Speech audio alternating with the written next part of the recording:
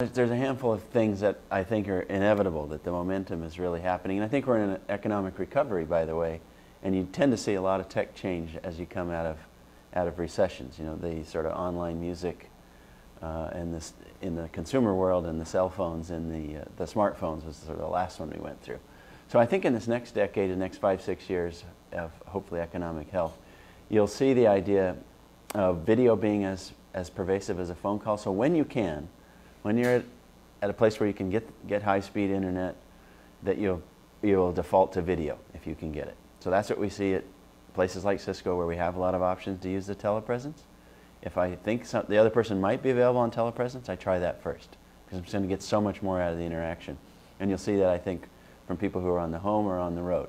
Clearly, you'll also see people escalating up and down from text and IM to phone call into telepresence. So you see an evolution to it being a very different and special experience, to something that you just upgrade to. Are you there? Yes, I'm there. Oh, hi, how are you? I actually have telepresence. Me too. Upgrade into telepresence.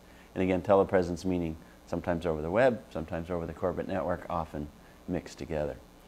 You'll also see, I think, a lot more innovation in these group interactions. We've talked about healthcare, education, media, financial services, where you use telepresence to bring two or usually more people together.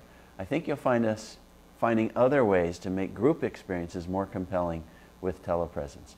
There's an idea called an active collaboration room, where you bring 18 people into a room full of whiteboards, and they're connected to other rooms full of 18 people and whiteboards, and they're actually redesigning things and using interfaces between smart boards and other devices and the web and telepresence, that they, and they take snapshots of things and virtually post them on the wall.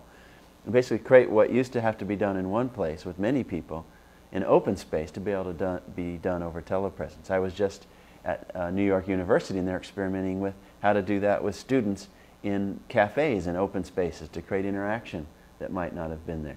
You see tutoring and other things go on to telepresence. So many human interactions will become available on telepresence. So you say every phone call will become telepresence when possible, but also things that weren't phone calls, all kinds of human experiences.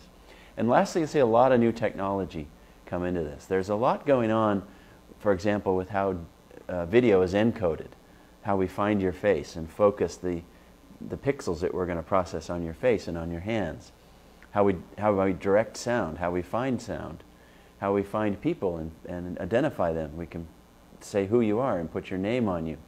We can put 3D displays. You can have virtual 3D displays where it's 2D on my end, but it looks 3D on your end when it comes out.